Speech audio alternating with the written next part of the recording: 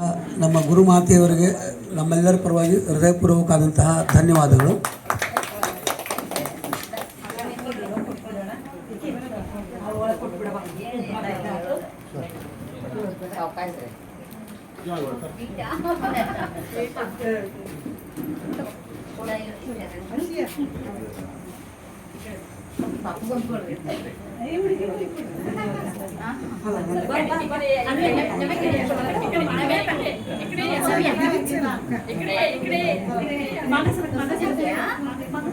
ದಯವಿಟ್ಟು ಒಂದ್ಸಲ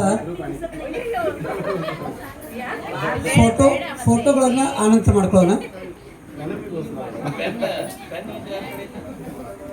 ಫೋಟೋಸ್ ಈಗ ಕಾರ್ಯಕ್ರಮ ಮತ್ತೆ ಮುಂದುವರಿತದೆ.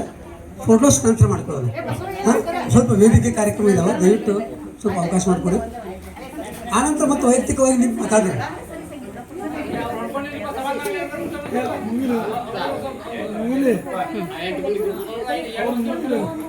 ಆಯ್ತಾಯ್ತು, ಫೋಟೋ ಆಯ್ತು.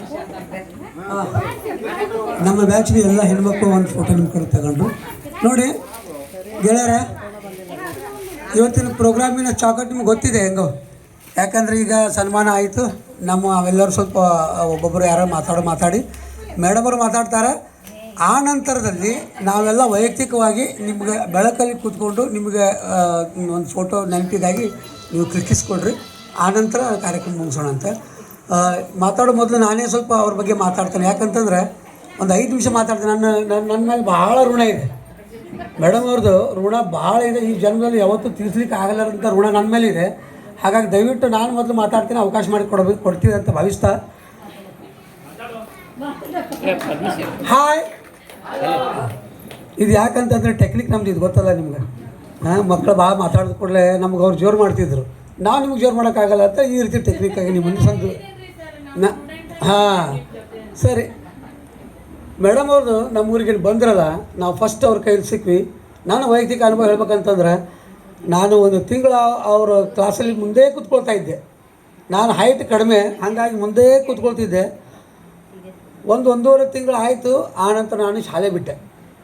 ನಾನು ದನ ಕಾಯ್ತಾ ಇದ್ದೆ. ನಮ್ಗೆ ಆ ಕಲ್ಪನೆ ಇಲ್ಲ, ಏಡ್ತು. ಶಾಲೆಯಲ್ಲಿ ಬಿಟ್ಬಿಟ್ಟೆ. 1 ತಿಂಗಳ ಶಾಲೆ ಬಿಟ್ಟ ನಂತರ ಮೇಡಮ್ ಅವರು ಆ ಗ್ರೌಂಡನ್ನು ದನ ಕಾಯ್ತಾ ಬೆಳಿಗ್ಗೆ 10 ಗಂಟೆ ನಿಂತ್ಕೊಂಡಾನೆ ಮೇಡಮ್ ದಾರಿ ಮೇಲೆ ಹೋಗ್ತಾಯಿದ್ರು. ನೀ ಯಾಕೋ ಶಾಲೆ ಬರ್ತಾಯಿಲ್ಲ? ನನಗೆ ಶಾಲೆ ಬಿಡಿಸಿದಾರೆ ಮೇಡಮ್, ದನ ಕಾಯ್ತಾ ಇದ್ದಾರೆ. ಬರ್ತೀಯಾ ಮನೆಗೆ? ಶಾಲೆಗೆ ನೀವು ಬರ್ತೀಯಾ? ಮನೇಲಿ ಕಳಿಸಿದ್ರೆ ನನಗೆ ಬರೋ ಆಸೆ ಇದೆ ರೀ ಮೇಡಮ್ ಅಂದೆ. ಇವರು ಒಂದು 2 ದಿನದಲ್ಲಿ ಮತ್ತೊಬ್ಬ ಮೇಡಮನ್ನು ಕರ್ಕೊಂಡು ನಮ್ಮ ಮನೆಗೆ ಬಂದರು. ಆ ಹುಡುಗ ಹುಷಾರಿದ್ದಾನೆ, ನಿಮ್ಮ ಮಗ ಹೆಂಗಾರು ಮಾಡಿ ಅವ್ನಿಗೆ ಶಾಲೆ ಕಳಿಸ್ರಿ ಅಂತ ನಮ್ಮ ತಂದೆಗೆ ವಿನಂತಿ ಮಾಡ್ಕೊಂಡು, ನಮ್ಮ ತಂದೆಯವರು ಅವ್ರದ್ದೇ ಒಂದು ಬೇರೆ ಬೇರೆ ಕಷ್ಟ ಹೇಳೋಕ್ಕೆ ಶುರು ಮಾಡಿದ್ರು. ಅವನಿಗೆ ಬಿಟ್ಟುಬಿಡಿ, ನಮ್ಮ ಮನೇಲಿ ಇರ್ತಾನವ, ನಾನು ಜವಾಬ್ದಾರಿ, ದಯವಿಟ್ಟು ಅವನಿಗೆ ಬಿಡ್ರಿ ಅಂತಂದ್ರು.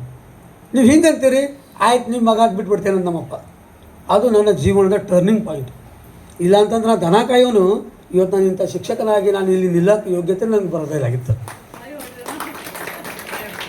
ಅಷ್ಟೇ ಅಲ್ಲ, ಅವರ ಆಶೀರ್ವಾದದಿಂದ ನಾನು ಹಳೆಯಾಳ ತಾಲೂಕಲ್ಲಿ ಶಿಕ್ಷಕರಿಗೆ ಶಿಕ್ಷಕನಾಗಿ ಎಷ್ಟೋ ವರ್ಷ ಕೆಲಸ ಮಾಡಿದೆ.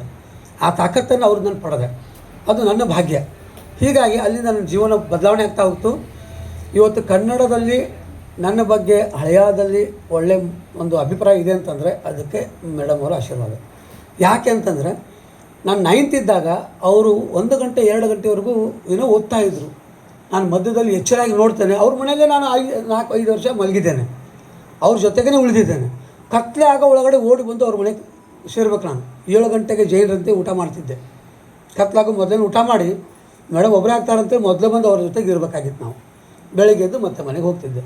ಹೀಗಾಗಿ ಅವರು ಒಡನಾಟದಿಂದ ನಾನು ಒಬ್ಬ ಶಿಕ್ಷಕ ಆಗಬೇಕು, ನನ್ನ ಜೀವನದಲ್ಲಿ ಅವರಂಥ ಶಿಕ್ಷಕ ಆಗಬೇಕು ನಾನು ಅಂತ ನನಗೆ ಆ 8th 9th ಇದ್ದಾಗಲೇ ಅದು ಫಿಕ್ಸ್ ಆಯಿತು.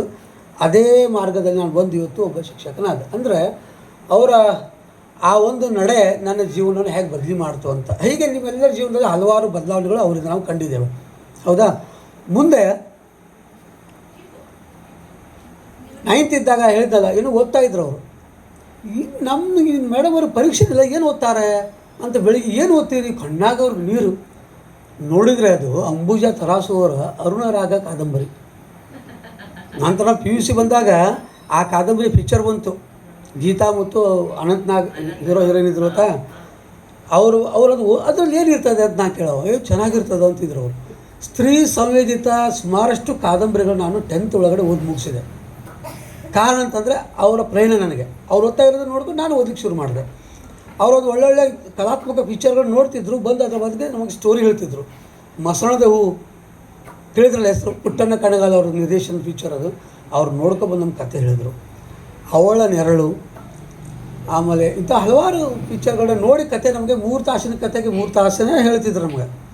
ಹಾಗಾಗಿ ನಾನು ಮುಂದೆ ಕಾಲೇಜಿಗೆ ಹೋಗಿ ಕನ್ನಡ ಆಪ್ಷನಲ್ಲೇ ತಗೊಂಡೆ, ಕನ್ನಡದಲ್ಲೇ ಓದಿದೆ. ಇವತ್ತು ನನಗೆ ಕನ್ನಡದಲ್ಲಿ ನಿಂತು ಮಾತಾಡೋಷ್ಟು ತಾಕತ್ತು ಕೊಟ್ಟವರು ನಮಗೆ ಜ್ಯೋತಿ ಮೇಡಮ್ ಅವರು. ಇದು ನನ್ನ ಬಗ್ಗೆ ಆಯಿತು. ಇನ್ನು ಅವ್ರ ಬಗ್ಗೆ ನಿಮಗೆ ಸ್ವಲ್ಪ ಪರಿಚಯ ಮಾಡ್ಕೊಡ್ಬೇಕು. ನಂತರ ನಮ್ಮಿಂದ ಈ ಕಡೆ ಬಂದ್ರಲ್ಲ, ಮುಂದೆ ಅವ್ರ ವೈಯಕ್ತಿಕ ಜೀವನದಲ್ಲಿ ಎಷ್ಟು ಏನೇನು ಆಗಿದೆ ಅಂತ. ಈಗ ನಮಗೆಲ್ಲ ಉತ್ತಮವಾದಂಥ ಶಿಕ್ಷಣ ಅವರು ಕೊಟ್ಟಿದ್ದಕ್ಕಾಗಿ ಅವ್ರ ಕುಟುಂಬ ಏನಾಗಿದೆ, ಅವ್ರ ಸೊಸೆ ನಿಂತಾರೆ ನೋಡ್ರಿ ಅಲ್ಲಿ. ಆ ವಿಡಿಯೋ ಮಾಡ್ತಾ ಇದ್ದವರು ಅವ್ರ ಸೊಸೆ, ದೊಡ್ಡ ಸೊಸೆ.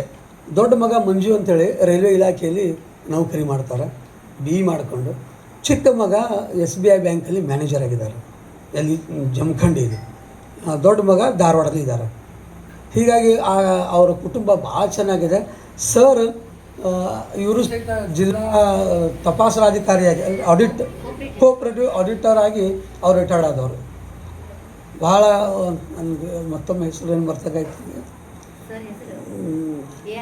AR ನಾಯ್ಕ ಅಂತದ್ದು, ಆನಂದ ನಾಯ್ಕ ಅಂತ ಹೇಳಿದರು. ನಾನು ಇವ್ರು ಮದುವೆ ಆದ ಕೂಡಲೇ ಫಸ್ಟಿಗೆ ಅವರು ಮುರ್ಪಾಡಕ್ಕೆ ಬಂದಿದ್ದರು. ಒಬ್ರು ಯಾರೋ ಶಣೆನೋ ಯಾರೋ ಒಬ್ಬರು ಜೊತೆಗೆ ಬಂದಿದ್ದರು. ಅಲ್ಲಿ ಯಾರೋ ಹಾಸ್ಟೆಲ್ಗೆ ಸೇರಿಸೋದು. ಅವತ್ತು ನಾವು ಫಸ್ಟ್ ಅವ್ರು ನೋಡಿದ್ದೆ. ಆನಂದ ನಾಯ್ಕರ್ ಅಂತಂದರೆ ಎಲ್ಲರೂ ಹೇಳ್ಬಿಡ್ತಾರೆ, ಸಗಡಿಗೆರೆಯಲ್ಲಿ ಅವರು. ಹೀಗಾಗಿ ಅವರು ಆ ದೇವರ ಆಶೀರ್ವಾದದಿಂದ ಭಾಳ ಆರೋಗ್ಯವಾಗಿ ಚೆನ್ನಾಗಿದ್ದಾರೆ. ಮೆಂಟಲಿ ಮತ್ತು ಫಿಸಿಕಲಿ ಎರಡೂ ಆರೋಗ್ಯ ಎಷ್ಟು ಚೆನ್ನಾಗಿದ್ದಾರೆ ಅಂತಂದರೆ ನಿಮ್ಮನ್ನು ನೋಡಿದ ತಕ್ಷಣ ಗುರ್ತಾ ಮಾಡಿದ್ರು. ಪ್ರಕಾಶಿಗೆ ನೋಡಿ ಎಷ್ಟೋ ದಿನ ಇದೆ ಪಕ್ಯ ಅಂತ ಕೈ ಕೊಟ್ಟರು. ಹೌದಾ, ನಮಗೆ ಆಶ್ಚರ್ಯ ಆಯ್ತು. ಪ್ರತಿಯೊಬ್ಬರನ್ನವ್ರು ಗುರ್ತಾ ಮಾಡಿದ್ರು. ನಾನು ಟಾಸ್ಕ್ ಕೊಟ್ಟಿದ್ದೆ ಮೇಡಮ್ ಇವರಿಗೆಲ್ಲ, ನೀವು ಯಾರು ಅಂತ ಹೇಳಬೇಡಿ, ಮೇಡಮೇ ಗುರ್ತಾ ಮಾಡ್ತಾರೆ ನೋಡೋಣ ಅಂಥೇಳಿ. ಈಗ ಬಹುತೇಕ ಎಲ್ಲರೂ ಗುರ್ತಾ ಮಾಡಾರೆ, ಒಬ್ಬರು ಇಬ್ಬರಿಗೆ ಸ್ವಲ್ಪ ಹೆಚ್ಚು ಕಡಿಮೆ ಆಗಿದೆ. ಹೌದಾ, ಎಷ್ಟು ವರ್ಷಗಳ ನಂತರ ಇದು 36-37 ವರ್ಷಗಳ ನಂತರ. ಇವತ್ತಿಗೆ ನಾನು ಶಿಕ್ಷಕನೇ, 4 ವರ್ಷ ಹಿಂದಿನ ಮಕ್ಕಳು ನನಗೆ ಪೂರ್ತಿ ನೆನಪಿಲ್ಲ. ಹಾಗಾಗಿ ಇಂಥ ನೆನಪಿನ ಶಕ್ತಿ ಅವರಿಗೆ ದೇವರು ಕೊಟ್ಟಿದ್ದು, ಅದು ನಮಗೆ ಬಂದು ಮುಟ್ಟಿದೆ.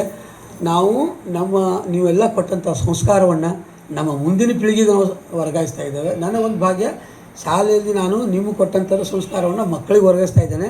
ಕುಟುಂಬದಲ್ಲಿ ನನ್ನ ಮಕ್ಕಳಿಗೂ ಕೂಡ ಆ ಸಂಸ್ಕಾರವನ್ನು ಬೆಳೆಸಲಿಕ್ಕೆ ನನ್ನ ಜೀವನ ತುಂಬ ನಾನು ಪ್ರಯತ್ನ ಮಾಡ್ತಾ ಇದ್ದೇನೆ. ಮೇಡಮ್ ಅವರ ಉಪಕಾರವನ್ನು ನಾನು ಈ ಜನ್ಮದಲ್ಲಿ ಯಾವ ಕಾರಣಕ್ಕೂ ನನಗೆ ಅದು ತೀರಿಸಲಿಕ್ಕೆ ಸಾಧ್ಯ ಇಲ್ಲ. ನನಗೆ ಈ ಅಭಿಪ್ರಾಯವನ್ನು ಹೇಳಿಕೊಡ್ಲಿಕ್ಕೆ ನನಗೆ ಅವಕಾಶ ಕೊಟ್ಟಂಥ ತಮ್ಮೆಲ್ಲರಿಗೆ ಧನ್ಯವಾದಗಳು.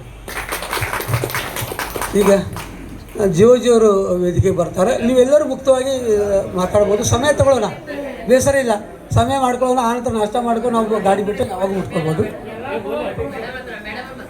ಅಲ್ಲ ನೋಡಿ, ಯಾರು ಮಾತಾಡ್ತಾರೆ ಈಗ ಅವರೆಲ್ಲ ಜೀವನದಲ್ಲಿ ಇದು ಮತ್ತು ಅವಕಾಶ ದುರ್ಲಭ ಅವಕಾಶ.